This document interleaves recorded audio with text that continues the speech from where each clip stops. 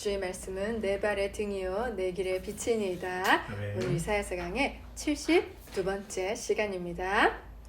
오늘 이사야 42장 18절부터 끝절까지 하고 또 43장 또 4절까지 하도록 하겠습니다. 자, 우리 그러면 42장 마지막 부분을 볼 텐데요. 42장 마지막 부분은 이제 눈 멀고 귀 먼 여호와의 종 이스라엘 백성들에 대한 이야기예요. 여러분도 아시다시피 이스라엘 백성들은 장차 바벨론 포로로 끌려가게 될 것이잖아요. 그런데 이들은 눈 멀고 귀 멀었기 때문에 왜 자신들이 그렇게 바벨론 포로로 끌려가게 됐는지조차도 알지 못하는 그런 무지한 상태입니다. 그 백성들을 향한 메시지이고요. 그리고 이제 이어서 43장에서는 아니 그렇게 눈 멀고 귀 먼 그렇게 무지한 하나님을 모르는 백성임에도 불구하고 하나님은 그들을 구원해내시겠다고 놀라운 약속을 해주십니다. 오늘 우리 그 이야기를 볼 텐데요. 자, 먼저 18절에서 19절 보겠습니다. 너희 못 듣는 자들아 들으라. 너희 맹인들아 밝히 보라.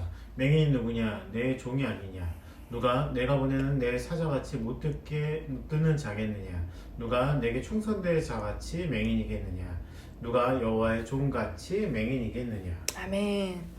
자, 이 못 듣는 자들 또 못 보는 자들에게 밝히 듣고 밝히 보라고 한다는 것은 그들이 이제 실질적인 진짜 맹인과 귀머거리가 아니라 이 그들의 상태가 영적인 상태라는 것을 알려주는 것이에요. 자, 누가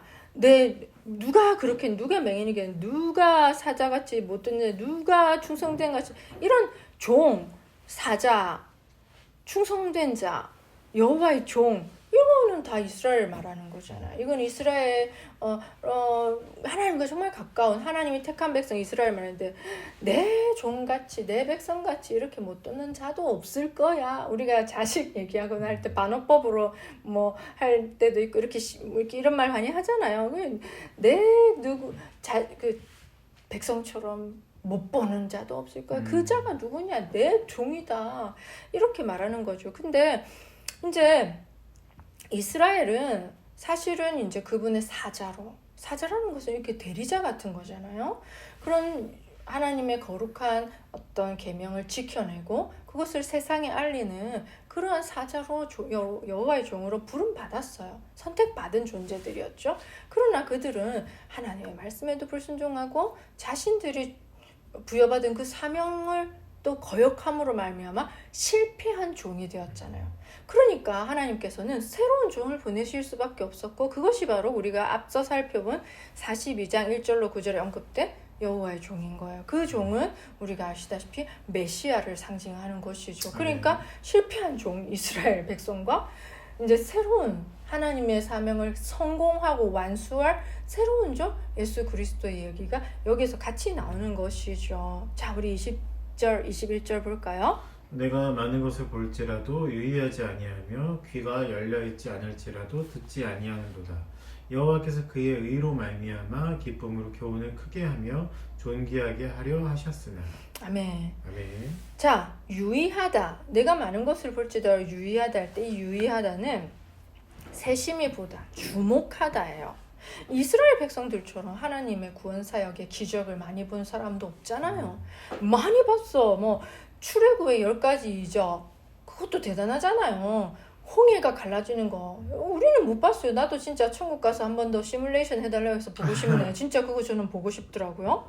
또 만나가 내려서 전무후무한 양식을 먹고 반석을 쳤는데 광야에서 물이 나오고 뭐 그런 것들 등등 말도 숱하게 할 수도 없는 것들, 그런 기적들을 그렇게 많이 체험한 백성도 없잖아요. 근데 그들은 그 기적, 하나님이 베푸신 기적에 유의하지도 않았고 또 하나님이 왜 그렇게 해주셨는지 그 기적을 베푸신 주체이신 하나님에 대해서도 주목하지가 않았다는 거예요. 그들은 귀가 열려 있을지라도 듣지 아니했어요. 왜냐하면 너무나 많은 선지자들, 이사야뿐만 아니라 그 다음에 예레미야, 쭉쭉쭉 호세야, 뭐 그 많은 선지자들을 통해서 하나님은 이스라엘 백성들의 귀에 들리도록 귀가 따갑게 반복적으로 설명을 해줬어요. 그렇지만 듣지 않았죠.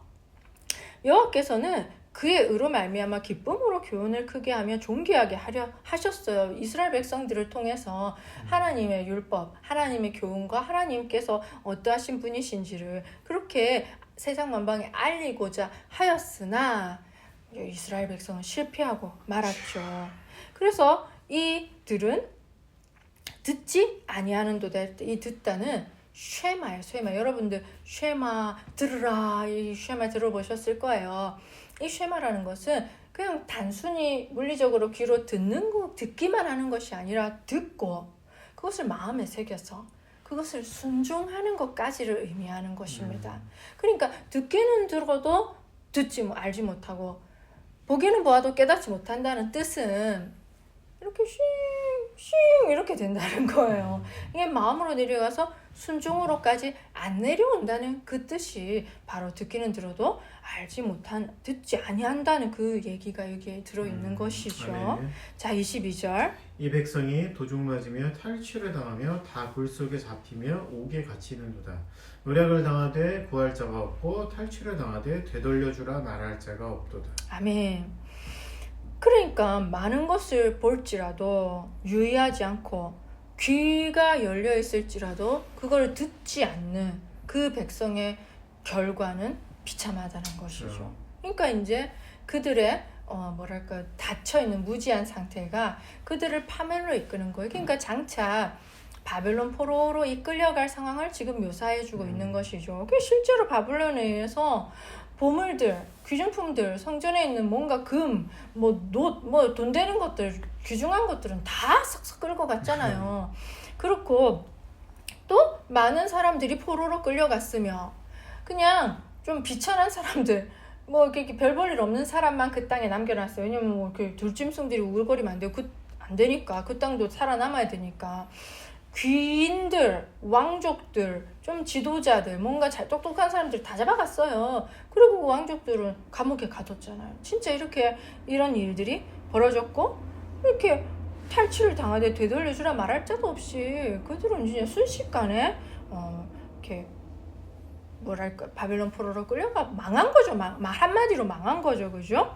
그러니까 여러분들 맹인과 귀머거리 보세요. 특히 맹인은 우리가 눈 감고 이렇게 가면 이게 막 구덩이인지 평탄한 길인지 알 수 없어서 쑥 빠지잖아요. 누가 도와주지 않는 이상. 귀머거리도 마찬가지고 참 그런 사람들은 살아가기가 힘들잖아요. 그리고 구덩이에 빠지는 거예요. 근데 이들은 영적 맹인과 영적 귀머거리이기 때문에 아무리 경고를 해주고 그렇게 하면 위험해 안 돼 구덩이야 라고 말해도 못 알아듣는 거야. 못 듣는 거지. 영적으로 닫혀 있으니까. 그러니까 이들의 현실은 맹인과 귀머거리가 구덩이에 취 빠져서 이렇게 허우적거리듯이 그들의 인생 자체가 그렇게 될 수밖에 없는 결론 아니겠어요? 그게 당연한 거예요. 하나님께서 일부러 그렇게 하신 게 아니라 그들 스스로가 그 자신의 인생을 그렇게 자초한 것이 되는 것이죠. 자, 우리 23절 볼까요? 너희 중에 누가 이 일을 귀히 여기겠느냐? 누가 뒤에 올 일을 삼가 듣겠느냐? 예, 아멘. 이제 이사야 선지자가 누가 귀 기울이겠느냐, 누가 삼가 듣겠느냐, 제발 좀 들어라. 네 듣고 경고를 듣고 좀 돌이켜라. 돌이키면 하나님께서 용서해 주신다 라는 간곡한 메시지를 하고 있는 것이죠. 자, 24절. 야곱이 탈취를 당하게 하신 자가 누구냐? 이스라엘의 약탈자들에게 넘기신 자가 누구냐? 여호와가 아니시냐? 우리가 그에게 범죄하였도다. 그의 길이 그의 길로 다니기를 원하지 아니하며 그의 교훈을 순종하지 아니하였도다. 아멘. 야곱이 탈취를 당하게 하신 자가 누구냐? 이렇게 망하게 되게 하신 자가 누구냐? 그것은 여호와다. 왜? 우리가 그에게 범죄하였도다. 이사야 선지자는 자신을 이제 이스라엘 백성과 동일시하면서 우리라고 하죠. 모든 선지자들은 그렇게 얘기를 해요. 그러니까 대신 회개를 떠맡는 거죠. 이들은 깨닫지 못하고 회개치 않으니까. 그러니까 이들이 망하는 거, 하나님께서 이들을 이렇게 내버려 두는 것은 이스라엘 백성들의 죄악 때문이라는 것을 이사야 선지자는 분명히 말해주는 것이죠. 그러니까 이때 그들은 그의 길을 따르지 않았어요. 그의 길은 하나님께서 율법으로 가르쳐 주신 길이잖아요. 그래서 그 율법을 통해서 제시해 주신 삶의 길인데 그들은 그 길 가는 거를 기뻐하지 않고 지금 마음대로 살았던 거죠. 순종하지 않았기 때문에 그렇죠. 이스라엘 백성은 심판을 받는 것입니다. 자, 25절. 그러므로 여호와께서 맹렬한 진노와 전쟁의 위력을 이스라엘에게 쏟아 부으시며 그 사방에서 불타오르나 깨닫지 못하여 몸이 타나 마음에 두지 아니하는도다. 아멘. 올바른 길을 보여줘도 보지 못하고 듣지 못하고 그렇게 말 안 듣는 백성은 그렇죠. 어떻게 할까요? 그 뭐 심판하는 것밖에 없지 않겠어요? 회초리로 두들겨 패스로도 정신 차리게 하는 것밖에 답이 없잖아요. 우리가 뭐 저는 자식을 아직 키워보지 않았지만 부모 입장에서 자식이 너무 말 안 들으면 회초리를 들 수밖에 없는 상황 아니겠습니까? 딱 이제 이스라엘 백성들은 그런 상태인 거예요. 그래서 여호와께서 맹렬한 진노와 전쟁의 위력을 이스라엘에게 쏟아 부으시니까 하나님의 심판이 쏟아 부어지는 것이죠. 그래서 하나님은 이 전쟁을 통해서 뭐 일반적인 침략이죠. 바벨론 제국이 이스라엘 침략해서 전 국토를 초토화시키고 다 불질렀어요. 집들 다 불질르잖아요. 진짜 그렇게 불이 막 나는 그 불타오르는에도 불구하고 더 불행한 사실은 그들은 자기네들이 왜 이런 끔찍한 일을 당하는지조차 모르는 거예요. 못 깨닫는. 그러니까 그때라도 회개했으면 좀 벌이 가벼웠을지도 모르겠죠. 그렇지만 깨닫지 못했으니까 싹 끌려가 버리고 70년 포로생을 하게 된 것이죠. 그들은 몸이 타나 마음에 두지 않아요. 아니 실제로 이제 몸이 타는 건 아니고 그들의 영적인 상태가 몸에 불이 붙어서 완전히 이제 불 붙으면 죽잖아요. 그런 상태인데도 모른다는 거예요. 여러분 이게 우리의 어리석은 모습 아니겠습니까? 비단 이스라엘 백성뿐만 아니라 우리도 좀 위험한 지경에 있고 하나님 말씀을 순종하지 않고 죄악된 길로 가서 몸이 불이 타는 것처럼 위험한데도 깨닫지 못하고 회개하지 않고 계속 그렇게 간다는 것은 정말 이렇게 파멸을 자초한 어리석은 일이라는 것이죠. 우리도 이런 모습이 아닌가. 우리는 이사야서를 통해서 계속해서 우리 자신을 점검해 봐야 합니다. 아멘. 자, 그런데 이제 이렇게 하나님께서 한탄하시는 이사야 선지자를 통해서 말씀을 하시고 심판할 너희들은 매를 들 수밖에 없어. 하나님께서 결국에는 특단의 조치를 취하시잖아요. 그런데 43장 1절에는 참으로 위로가 되는 놀라운 말씀이 또 선포됩니다. 우리 43장 1절 볼까요? 여호와 너를 창조하신 여호와께서 지금 말씀하시느니라. 이스라엘아 너를 지으신 이가 말씀하시느니라. 너는 두려워하지 말라. 내가 너를 구속하였고 내가 너를 지명하여 불렀나니 너는 내 것이라. 아멘. 자, 여러분들 이거 최근에 제가 좀 암송한 말씀이에요. 근데 이제 이렇게 나오네요. 이게 이 맥락에서 나왔다는 것을 우리는 또 기억해야 됩니다. 이게 좋은 맥락에서 나온 게 아니라는 걸 기억하면 은혜가 갑절이 돼요. 아멘. 이렇게 불타는 심판을 받을 것이다 라는 그 심판의 메시지 뒤에 하필이면 구원의 메시지가 있다는 건 놀랍지 않습니까? 왜냐면 심판받아서 이렇게 말 안 듣는 백성은 파멸시켜서 없어지거나 또는 버림받는 게 당연한 거 아니겠어요? 아니 근데 왜 하필이면 또 구원해 주신다는 말씀을 하시는지 너무나 신기한 하나님이세요. 야곱아 너를 창조하신 여호와께서 지금 말씀하시느니라. 2번 하잖아요. 이스라엘아 너를 지으시니가 말씀하시느니라. 자, 근데 이 창조했다, 지었다는 말이 나오잖아요. 야곱과 이스라엘은 똑같은 말이잖아요. 야곱이 이스라엘이 된 것이죠. 그 야곱이라는 사람을 통해서 12아들이 나왔는데 그 12아들이 12지파로 되면서 이스라엘 민족이 탄생하죠. 근데 원래 이스라엘은 없었어요. 이 지구상에.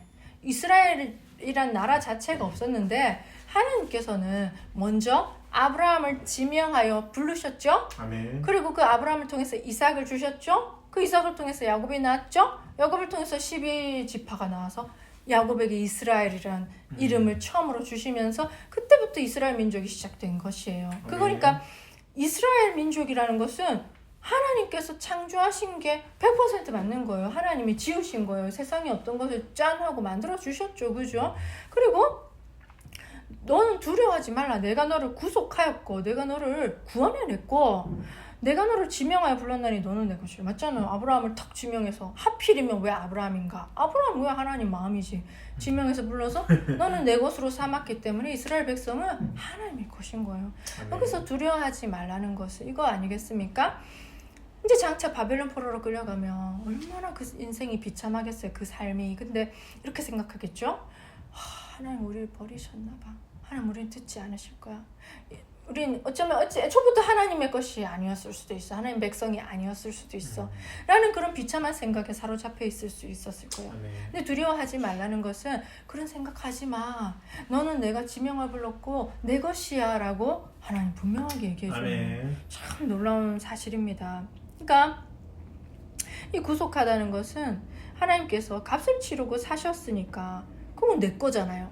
그러니까 내가 값을 치르고 내가 물건 사면 내 거니까 내 거 되게 소중하게 생각하잖아요. 누구든지 뭐 새 옷을 사든 새 차를 사든 새 뭐 물건을 조금이라도 사면 우리 내 거 되게 소중하게 여기고 뭐 이렇게 기스 날까봐 뭐 이렇게 흠집 날까봐 되게 조심조심 다루죠. 마찬가지인 거예요. 하나님이 너는 내 것이라고 부르는 거는 굉장히 아끼시고 각별한 보호를 하신다는 그런 메시지가 담겨 있는 것입니다. 자, 2절 보겠습니다. 내가 물 가운데로 지날 때에 내가 너와 함께 할 것이라.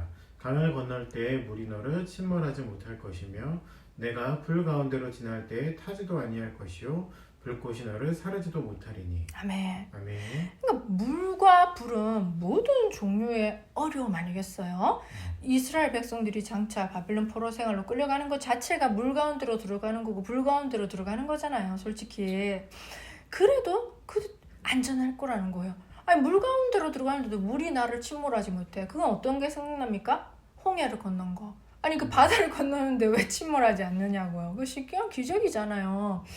그리고 불 가운데로 가는데 타지도 않고 그 불꽃이 나를 사르지도 못해. 그 무슨 말이 뭔 기적입니까?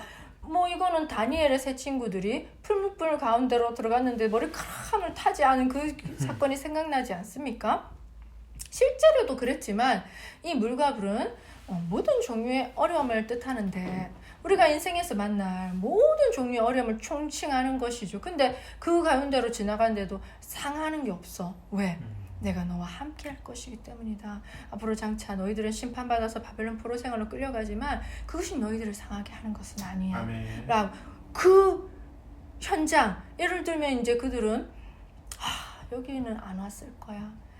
그 강변, 바벨론 강변 그발 강가에서 울고 있을 때 그들은 자신들만 쫓겨서 왔고 하나님은 뭐 저기 뭐 이스라엘 땅에 있든지 딴 데 있든지 하겠지, 우리랑 상관없는 곳에 있겠지라고 생각하지 않겠습니까? 우리 역시 우리가 고난 당할 때, 우리가 또는 잘못했을 때, 또는 우리 인생이 너무나 이해할 수 없는 어려움을 겪을 때 하나님이 나와 함께 하지 않으시는 것만 같잖아요. 아니라는 거예요.